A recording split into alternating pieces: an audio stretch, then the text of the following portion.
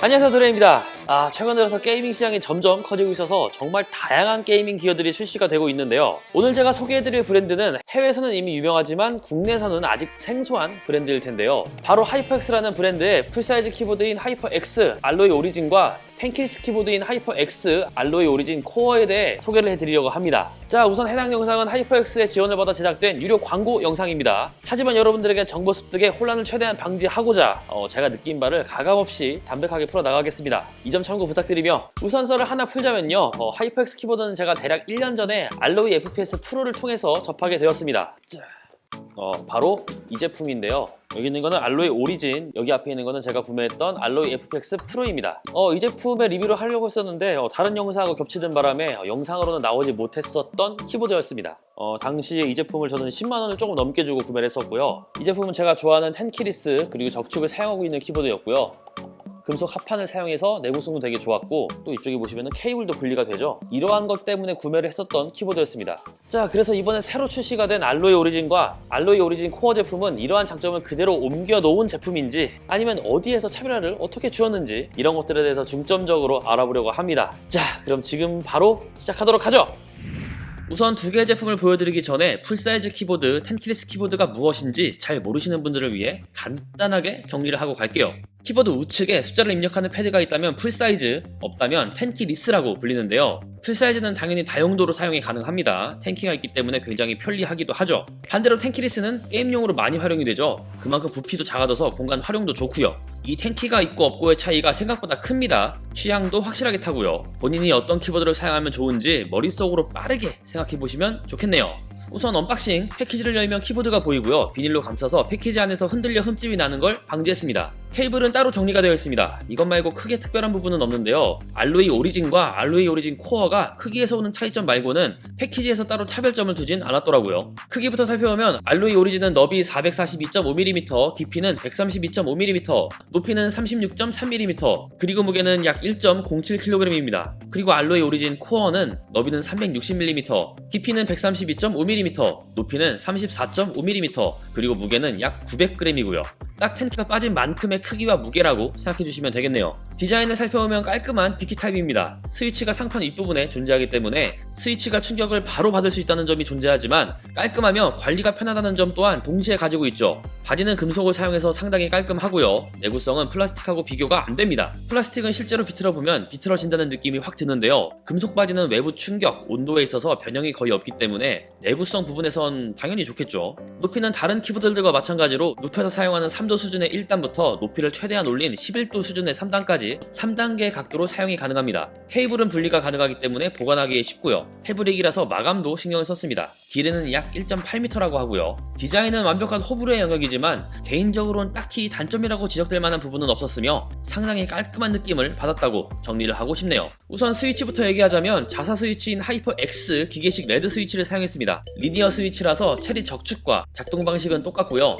총 3개의 하이퍼엑스 기계식 스위치가 있는데요. 제가 가장 좋아하는 스위치가 적축이고 정확한 비교를 위해서 2개의 키보드 모두 적축으로 부탁을 드렸거든요. 그래서 체리 적축과 비교를 하자면 체리 적축보다 흔들림은 적어졌습니다. 물론 새 제품과 사용한 제품이라 차이점이 날 수도 있고 세팅 방법에 따라서 얼마든지 느끼는 게 달라질 수도 있습니다만 받았을 때 이러한 사소한 부분에서 내구성이 좋지 않다고 느껴진다면 제품에 대해 바로 실망할 수가 있는데요. 스위치 내부는 기대했던 것 이상으로 단단하게 잘 고정이 되어져 있었습니다. 키캡 마감도 제 개인적으로는 굉장히 중요한 부분인데요. 보이는 것처럼 깔끔합니다. 이게 보이지 않는 부분이라 대충 처리한 키보드도 많거든요. 그런데 하이퍼엑스 키보드는 적어도 키캡 마감은 신경을 썼다는 게 느껴집니다. 물론 게이트 자국이 완벽하진 않아요. 하지만 최대한 없애려고 한 흔적이 있고 그게 눈에 보인다는 얘기인 거죠.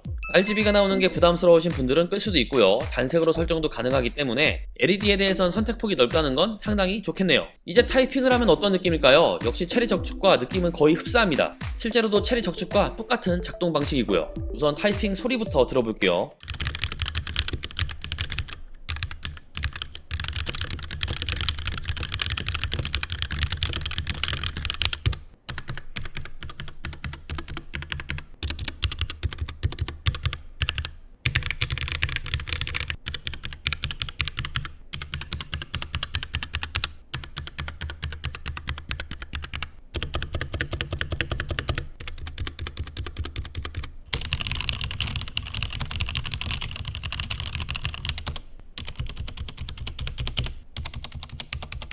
스펙시트 상에선 입력은 똑같고요. 시작동 거리가 미세하게 짧아진 수준인데요. 솔직히 이 거리를 느낄 만한 수준으로 제가 민감하진 않습니다. 대신 제가 느끼기엔 하이퍼X의 적축 쪽이 아주 미세하게 키압이 무겁다고 느껴졌습니다. 무조건 차이가 느껴진다 이 정도의 수준은 아닌데요. 정말 미세하게 무겁다 이렇게 보시면 될 것 같아요. 아무래도 축 고정이 잘 되어 있어서 단단한 느낌이라 이런 생각이 더 드는 것도 같고요. 금속 바디를 사용했는데도 통울림이 생각보다 잘 잡혀 있었습니다. 패드 안 깔고 타이핑을 해봐도 바디 통울림에 대해선 만족감이 오더라고요. 당연히 패드 깔고 사용하면 더 좋겠죠. 하지만 두 군데에서 아쉬움이 느껴졌는데요. 첫 번째는 서걱거리는 느낌이 있습니다. 이게 갈축의 느낌이 들어가서 서걱거린다기보다는 스위치에 윤활유가 없거나 부족해서 서걱거리는 느낌이에요.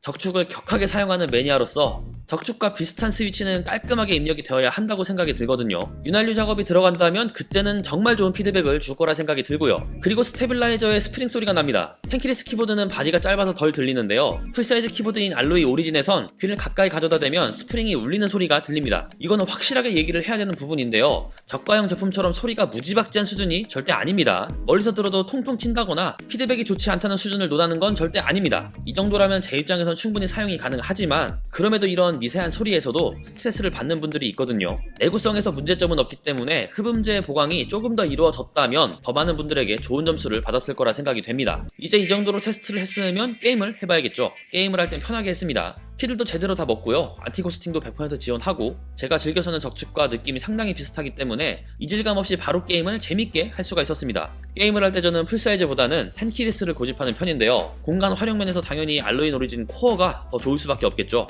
FPS인 오버워치를 할 때는 키보드와 마우스의 반응이 모두 중요한데 게임을 위한 용도로는 세팅이 잘 되었기 때문에 제 기준에선 전혀 문제는 없었고요. 위쳐3는 역동적인 움직임이 중요하진 않기 때문에 스토리 모드를 플레이하는데 몰입감을 방해하거나 키가 안 눌린다거나 하는 문제점은 전혀 없었고요. 키보드 사용이 중점이 되는 메이플 스토리는 텐키리스보다는 풀사이즈 키보드인 알로이 오리진이 더 좋겠죠. 제가 이 제품들을 오래 사용한 건 아니지만 적어도 게임을 하면서 키가 잘못 눌려 샷건을 쳤다든지 샷건을 내리 찍었다든지 샷건으로 두들겼다든지 이러한 부정적인 피드백을 거의 받지는 못할 정도의 완성도라서 제가 위해서 테스트했던 여러 가지들을 꼼꼼하게 확인을 해본다면 체감이 확 될 거라고 생각이 듭니다.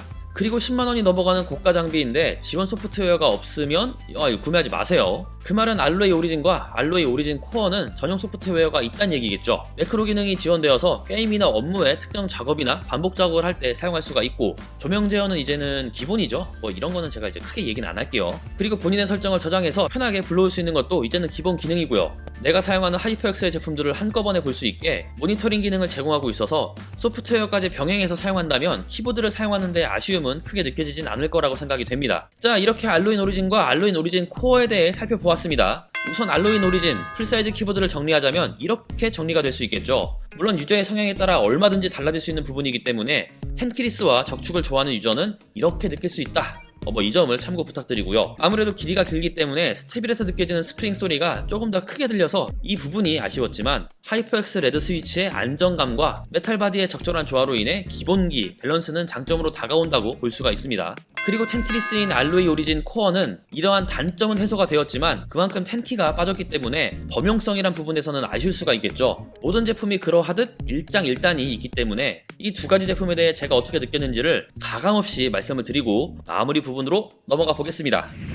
자, 저는 개인적으로 코어가 훨씬 더 끌립니다. 간단하죠. 제 취향이라 그렇습니다. 하지만 텐키가 무조건 필요한 분들은 알로이 오리진 제품 같은 이 풀사이즈의 키보드가 필요하겠죠. 이거는 취향의 문제이기 때문에 정답은 없습니다. 본인에게 필요한 게 무엇인지가 가장 중요하죠. 자, 그리고 12월 2일까지 알로이 오리진 키보드는 99,000원에 알로이 오리진 코어는 89,000원에 할인하는 행사를 한다고 하는데요. 이 정도의 가격대라면 충분히 게이밍 기어 리스트에 올려놓고서요. 다른 제품들과 고민을 해봐도 될 수준이죠. 물론 덮어놓고 사다 보면 그지 된다고 합니다. 예, 제가 그렇습니다. 제가 그래요. 정말 나에게 필요한 제품이었는지 한 번 더 생각해본 후에 영상도 꼼꼼하게 시청한 후에 현명한 결정을 하시길 바라며 하이퍼엑스 게이밍 키보드 2종에 대한 영상은 여기서 마무리하도록 하겠습니다. 영상이 재밌었다면 구독과 좋아요 하시는 것도 잊지 마시고요. 그럼 전 다음에 더 재밌어서 찾아오겠습니다. 다음에 또 봐요. 안녕. 제가 여러 번 얘기하지만 저는 이 제품보다는 이 제품이 훨씬 더 끌립니다. 텐키리스거든요. 게임할 때는 텐키리스죠. 그럼요.